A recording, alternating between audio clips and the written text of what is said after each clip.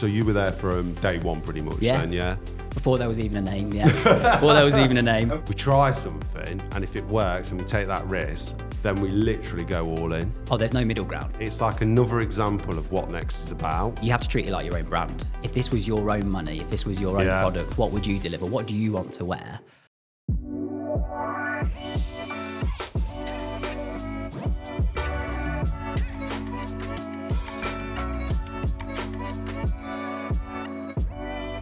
Welcome to Life at Next podcast, Callum. Thank you very much. Nice to see you. Very nice to see you too. So you are a merchandiser for the set. Yeah. Yeah. Big news now. Big, yeah. It's it's pretty much like one of the buzzwords, isn't it, around like the campus and Next, the set. Yeah. But we're going to dive into that in a sec. But for anyone that's listening or watching, if you like what me and Callum are going to say, give us a thumbs up. Please like, please subscribe, please hit that notification bell. But let's dive into your episode of Life Next podcast. Right.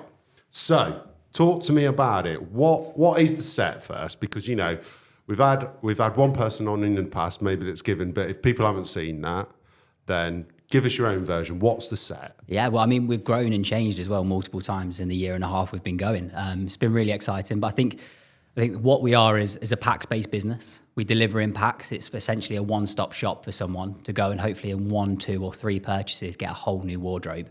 You really like a product, you don't just want one, you want 2 or 3. And we've applied that to all aspects of styling, really, which is really exciting. Hence the name, the set. Yeah. Yeah, makes sense. That's good, that is. And how did you, because I guess it's quite new, right? Yeah, year and a half. Year and a half. Yeah. So I guess you didn't, how long you been at Next then? Overall? 6 years now. 6 years. Yeah. So you didn't start there. So where did you start? Have you always been in merchandising or? Always been in merchandising. I joined as an assistant merchandiser 6 years ago onto main range and did nightwear and moved around on main range a lot.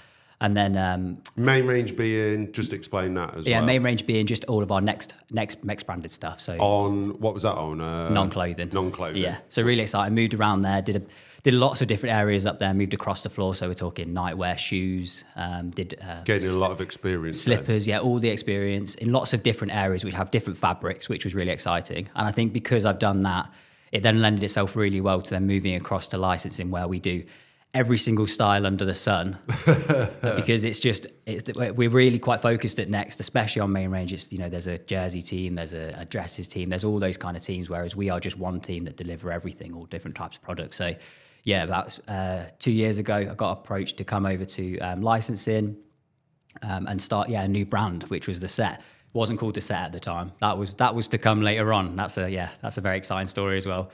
But yeah, so got moved over, and then since then it's been a journey.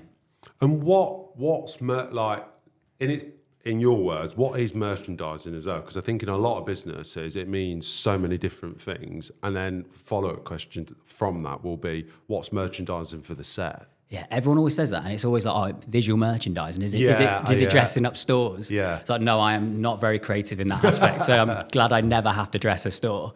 But it's just managing purse strings. Like really, it's the managing the spend, making sure we're spending it on the right things, making sure at the end of the day we don't have lots of markdown. Stock comes in at the right time for the right place for people to buy it, and it's the customer demanding it that wants it. So yeah, that's basically what merchandising is, holding the purse strings. And is that working within the team then to make sure that, how does that work within the team dynamic of, say, like a product team then, and in particular on the set?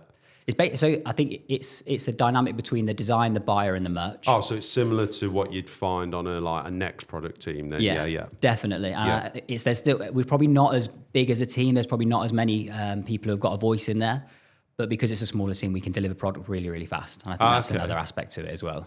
Okay, that's interesting. And then is that something you kind of enjoy then, that kind of collaborative team environment? Yeah, I think that's why it's so different to main range. There are literally 6 of us 3 of us started the set, and now it's gone up to 6 on women's wear, and that's it. That's the only voices that play a part in it, and you can really quickly react to things. The designer will bring you something one day, and by the next day you booked it. It's really that quick. We can be that reactive, and I think that's part of how the set has grown so quickly. And how has it evolved so quickly? Like, what have you seen? Like, so you were there from day one pretty much then, yeah? Before there was even a name, yeah. Before there was even a name. And why was there not a name before the product? I think because there was a concept first. Got you. So Next has always done so well in the past 5 years, and it's grown lots. It's just how well packs have done. We started seeing it come through in dribs and drabs, and then all of a sudden there was a big boom, I think, over COVID as well. I think people liked a style and they bought it in quantity. And if you buy more of something, you can deliver better value. And I think that's what it comes down to. And if you put something in a 5-pack, you can give it to the customer for a better value because you're getting more money through the till in one go. Yeah. So that's something we've really focused on. And we saw it with Next. And then it was delivered to us as a concept for a wholly owned brand to deliver. Just really collective on the side. What can you do on your own without really the influence of Next and all the politics around packs? And because we didn't think everything would work in a pack. So I think that was one really, really interesting part when we first set it up. Not everything might not work, but you've got to try it. So taking that risk then? Yeah. Taking that risk and being okay to take the risk. Because when you're within a big budget and at the start, we didn't have a massive budget at the start, we could take those risks. And luckily, most of them have paid off, which is really exciting. And how has that evolved now? Is that the budget's evolved, the team's evolved, the range has evolved? Absolutely, the range has evolved. We're now adding men's and kids, which is super exciting. Oh, wicked. And Home, actually. Home have got their own bit as well, which is coming on board in January. So we've got men's and kids launching in the next 2 months. And then Home launches in January. So it's going to be and we're going to get our own website as well in September. So all these things are just moving on. It's going to be huge. And I think when we first started, I think there was 3 people. We're now at 25 just in the barn, which is phenomenal. And that budget has just massively grown. And I think for autumn, winter, we're going to have close to 700 options on the website. That's huge. Nuts. And I think, do you know what? I'm like, that's impressive and wow. But then at the same time, my next instant reaction is literally like, I kind of expect it. Yeah. Do you know what I mean, though? Like, it's literally like the blueprint. It's like another example of what Next is about, whereby we try something, and if it works and we take that risk, then we literally go all in. Oh, there's no middle ground. Yeah. You're either all in like or dip you're a toe, yeah. check the water, and then like, oh, this is nice. If there's demand, we'll go for it. Yeah, and we have done it, just thrown like everything at it, the whole book at it, and it's coming through. And I think we're really excited because I think the first target was, can you hit 100k sales in a week? Can you do that? And it was like, but we knew we were going to hit it on the Monday. And by the time we got to the Wednesday, it was like, well, when are you going to hit 500,000? So we hadn't even had the full week yet. And I think that's the most exciting part is like, there is no middle ground. You're either going from 0 to 1,000 really, really quickly. And I think we've done that in the space of 6 months. And then I think about 6 months ago, we then just went, well, this is going to work now. We need to put all of our efforts into this and really go for it. And that's what we've done. And do you think that's where, having certain attributes and behaviour skills really helps them being in that environment as well? Yeah. Yeah. In terms of the team? Yeah, in terms of being part of the team and Next in general, because it's the kind of traits there that they're, if you've got that ability to take it on or, to kind of, seize the opportunities. Yeah. Next, instill it in you. Yeah. You have to, like I say, the whole take it on mantra and everything like that. You have to treat it like your own brand. If this was your own money, if this was your own product, what would you deliver? What do you want to wear? What do you want to look at when you go on the Next website? And if you find an idea and it works really well, you can run with it. And I think they do that on their teams as well. We've managed to do that on the set. It's like, well, what do you want to wear in a pack? What do you want to go and shop? If for my role in particular, if this was your money, what would you go and spend it on? Would you go and put £1 million behind a style? And if you feel that strongly for it, we're given by the management team, by the director team, all the people like that, go and do it. Let's see how you can get on with it. Do you know when you're like working with these budgets and you're just like, £1 million here, £1 million there? Do you ever feel like, is it ever a challenge or like a bit daunting or anything like that being a merchandiser or? Definitely. Some days you actually think through it and you're like, that's crazy. Like the amount you kind of... Yeah, I'll go to my manager and I'll be like, by the way, I've just spent 750k today. And it doesn't really... You kind of think about it and like I just say it to her and I don't really think about it because in the grand scheme of things, in terms of now how big the set has got and how big we want to achieve, it's quite small. Yeah. But in my own life, if I had 750k to go and spend, It's a lot of money. Yeah. It's a lot of money. I'd be walking around with the Rolex on and stuff like that. So yeah, it's crazy. Yeah, it must be. And has there been any challenges like with the growth as well, with you, the team, or is there anything you've come across that you've had to overcome? Not tricky. I think it's more the name was always that was the trickiest part for me because that was more of a creative job, and my skills don't necessarily lend to creative very well. And that was like, I'll come up with a name in the next 6 weeks because we have to be launching soon. So we had the product before we even had a name, and I think that was the biggest challenge. And I think then since then, it's just always been about. The biggest challenge has always been, if this is your brand, what would you do? Because the power has always been put back onto us. It's like, you're your own brand. Don't worry about what Next would do because they've got their own thing. They have to achieve their own targets. Goals and targets and meet the demands of the customers that Exactly. are, the millions and millions of customers that shop with us, yeah. And if you want to get to that, you have to get that to your own way because we can't be copying because we have to deliver a whole new customer clientele to the website. Yes. We can't be taking away sales because that would be to the detriment of the business. It should be completely new customers brought to the website for the set so that we can add, at the end of the day, we can then be more successful as a company. I mean, totally agree. And what do you love in particular about like merchandising itself then? Is it the budgets? Is it why stick in merchandising for so long? I think it's definitely, as you said, the budgets you look after, you wouldn't get that anywhere else. There's the amount of money I can control is crazy with my team and what we can deliver. It's phenomenal. There's no other part of the maybe business where you manage such large sums of money. Obviously, finance manage that, but they don't place the bookings and stuff like that. So it's really quite scary when you think about it. But I think that's it. It's the power, that's the responsibility that you're given, and I think that's really exciting. So that's probably the biggest thing. And then I love analytical side of things. I just love, digging into that. I get to there's so much data that Next have. We sell so many units so everywhere in the world, and you can literally go in and dive down on what sold where, how much sold where. So is that a lot? And do you spend, not all your time, but do you spend a good proportion of your time looking at that as well? Yeah, sales data. Just go looking at what sold where, what can we deliver that we didn't deliver last year or 6 months ago, what can we stick in there that wasn't available before. There's so many bits of data that the more you trawl through it, the more you'll find, and that's just part of the job that I really enjoy. Nice. Right, we'll move on. Excuse me. We'll move on to something called This or That. Okay. So I'll ask you this or that, and then I'll ask you why in particular. So let's go. So do you prefer perfect report? Would you go perfect reports or perfect gut instinct? Perfect report. And all my team would back me on that as well. Got to have a report. Everyone's nodding. Everyone's nodding who's watching this. Yeah. Yeah, fair enough. Too much stock or not enough? Not enough stock. Oh, okay. Why's that? Because the less stock you have at the end, the better the profit. Yeah. And we need to be driving profit. Spoken like a true merchandiser. Exactly that. Multi-pack or selling items separately?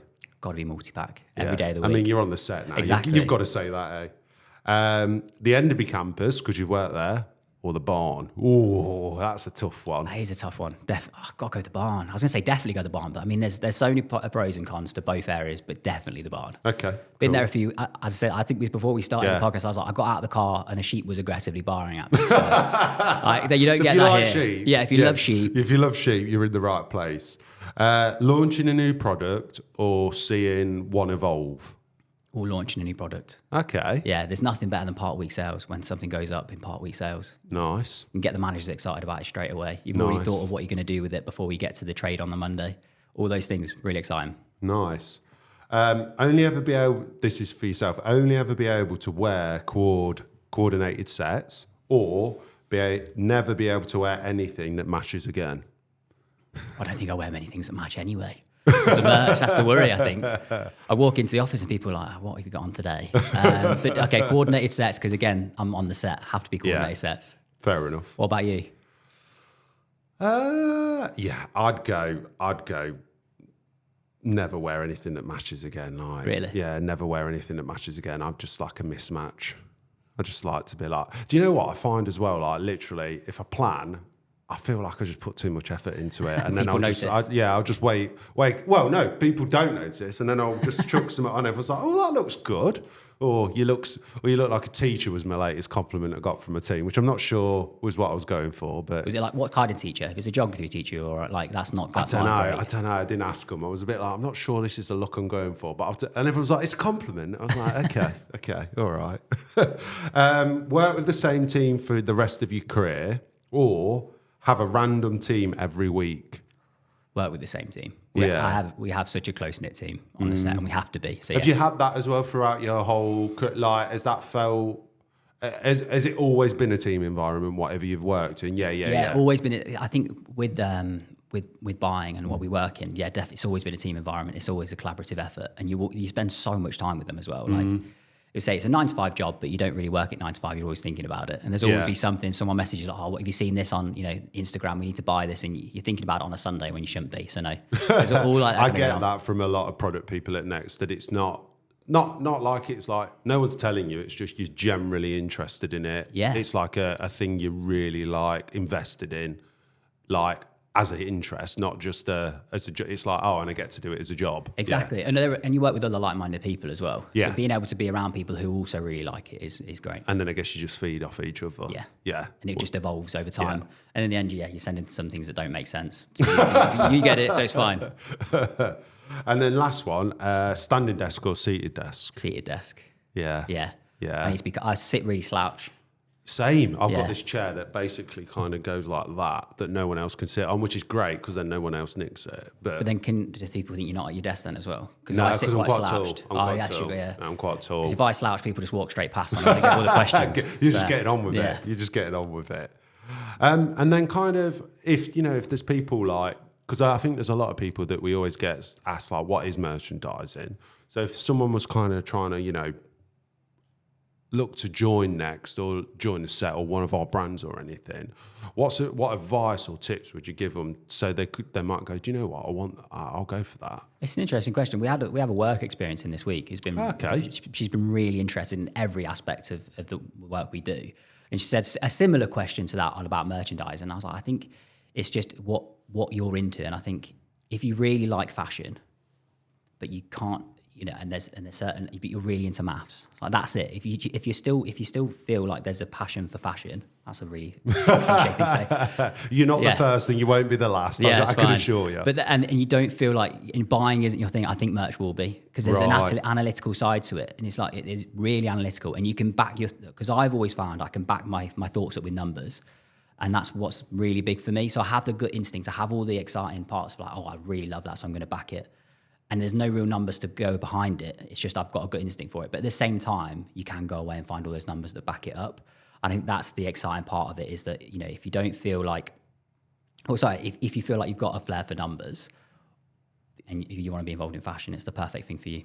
And when you say like flair and interest in numbers, is that like you just like manipulating data? Like what is that? I think it's really, there's so many different merchandisers in the business. It's really exciting. So you can be a completely different merchandiser from one another. So like I've worked with lots of different merchandisers in my time, and some are really product focused, and they might be less into the numbers, and it's more about gut instinct, and it's more about how they feel. And every single one will have their benefits. And I think it's So for me, it's really my flair for numbers. I love being able to back things up, my gut instinct with things, and being able to quickly react and talk through my thinking to my managers. I think that's a really exciting thing. So it's a really open course, really. Anyone can get into it.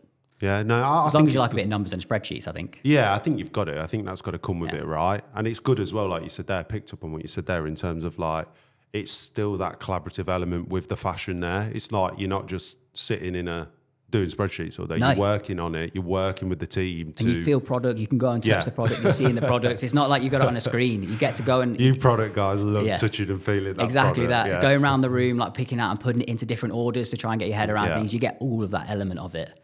And you're not a buyer, you're a merchandiser. And I think that, because the first thing people always say to me is they come in and they want to be a buyer. Because obviously I think friends... That's what people know. That's what people know. It's the first thing they think of. And then they go, actually, there are other elements within this process that I can make a real big difference in. 100%. And I think that's the exciting part as well. People don't... I say, before I even got into fashion or anything like that, I didn't even know merchandising existed when I was 17.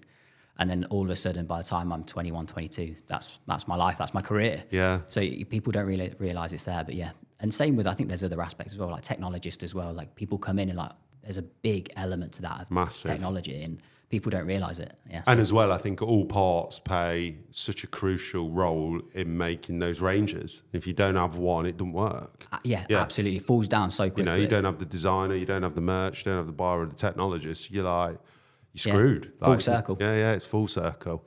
Well, thank you for coming on. It's been great chatting with you. If you've enjoyed that, everyone, please subscribe. But thank you for coming on the Life and Things Thanks for having me. podcast.